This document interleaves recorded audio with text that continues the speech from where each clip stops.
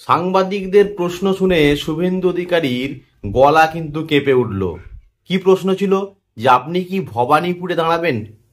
এবং শুভেন্দু অধিকারী তিনি স্পষ্টত বললেন যে আমাকেই কেন ভবানীপুরে দাঁড়াতে হবে, দল যেখানে দেবে আমাকে সেখানে দাঁড়াবো। আমি অনুরোধ করব বিজেপির যারা পর্যবেক্ষক রয়েছেন তাদের বলবো আপনারা শুভেন্দু অধিকারীকে ভবানীপুরে দাঁড় করান।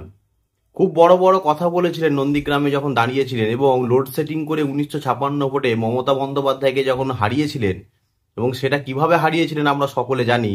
তিনি খুব বড় বড় কথা বলতেন, ভোটের আগে বলতেন যে 50,000 ভোটে মমতা বেগমকে হারাবো, কিন্তু দেখা গেল ভোটের পরে লোডশেডিং করে মাত্র 1956 ভোটে তাকে জিততে হলো। যদিও অনেক নিউজ চ্যানেল মিডিয়া তারা কিন্তু বলেইছিল যে মমতা বন্দ্যোপাধ্যায় জিতে গেছেন।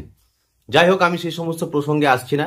এবং উনি ভবানীপুরে দাঁড়াবেন এই প্রশ্ন যখন শুনলেন তখন ওনার গলাটা ঠিক কিভাবে কেঁপে উঠলো বা উনি কি বললেন সেটা আপনারা আগে শুনুন।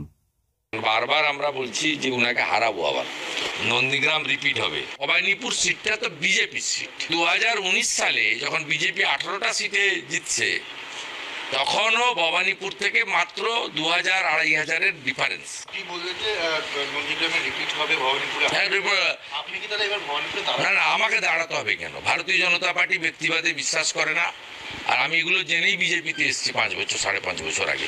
নিষ্ঠার সঙ্গে কাজ করেছি, কোথাও কখনো ব্যক্তিবাদের পক্ষে বলি না। পার্টি যে অ্যাসাইনমেন্ট দেয় করি, আমার অ্যাসাইনমেন্টের বাইরেও আমি নাক গলাই না। আর বিরোধী দলনেতার নিজস্ব কিছু দায়িত্ব রয়েছে, সে সম্পর্কে আমি খুব সচেতন। আমি 4.5 বছর ধরে সেই কাজটা করে আসছি। তার মানে বুঝতেই পারলেন যে শুভেন্দু অধিকারী তিনি স্পষ্টত বলছেন যে দল আমাকে যেখানে দাঁড় করাবে আমি দাঁড়াবো, এবং বিজেপি যেখানে আমাকে টিকিট দিবে আমি সেখানে দাঁড়াবো। তবে ভবানীপুরে দাঁড়ানোর যে কনফিডেন্স, যে প্রসঙ্গ তিনি এবারে কিন্তু বললেন না। তার কারণ তিনি জানেন যে নন্দীগ্রাম আর ভবানীপুর এক নয়। তার কারণ ভবানীপুরে মুখ্যমন্ত্রী মমতা বন্দ্যোপাধ্যায়ের সিট, এবং মুখ্যমন্ত্রী মমতা বন্দ্যোপাধ্যায় সেই কবে থেকেই এই ভবানীপুরে দাঁড়িয়ে আসছে এবং ভবানীপুরের মানুষ তাকে দুহাত তুলে আশীর্বাদ করছেন। ফলে শুভেন্দু অধিকারী তিনি যাই বলুন না কেন, ভবানীপুরে যে মমতা বন্দ্যোপাধ্যায় অপ্রতিরোধ্য, মমতা বন্দ্যোপাধ্যায়কে যে ভবানীপুরে হারানো অসম্ভব, সেটা শুভেন্দু অধিকারীর মতন নেতা খুব স্পষ্টতই জানেন। তাই ভবানীপুরে দাঁড়ানোর মতন সাহস বা ভবানীপুরে দাঁড়ানোর মতন কি বলবো, ভবানীপুরে দাঁড়ানোর মতন ভেতরের যে ক্ষমতা, সেই ক্ষমতা কিন্তু শুভেন্দু অধিকারীর নেই। তাই আমি শুভেন্দু অধিকারী সহ বিজেপির যারা দায়িত্বে রয়েছেন, যারা পর্যবেক্ষক রয়েছেন, তাদের আমরা বলবো আপনারা দিবা স্বপ্ন দেখা বন্ধ করুন। তার কারণ নন্দীগ্রামে লোডশেডিং করে উনি জিতে গিয়েছিলেন বলেই আপনারা যে ভাবছেন যে উনি ভবানীপুরেও জিতে যাবেন এবং ভবানীপুরে দাঁড়িয়ে মুখ্যমন্ত্রী মমতা বন্দ্যোপাধ্যায়কে হারিয়ে দেবেন, এটা কিন্তু একদম ভুল স্বপ্ন। তবে ভবানীপুরের হিন্দু ভাষাভাষী যে ভোটারদের কথা বলছেন, তারা যথেষ্ট পরিমাণে মমতা বন্দ্যোপাধ্যায়কে পছন্দ করেন এবং মমতা বন্দ্যোপাধ্যায়কে তারা যথেষ্ট পরিমাণে সাপোর্ট করেন এবং ভোট দেন। এবং শহরাঞ্চলে বিজেপি যে কার্যত শূন্য হয়ে যাবে, সময়ের সঙ্গে সঙ্গে কার্যত যে শূন্য হয়ে যাবে, সেটা সকলেরই জানা রয়েছে।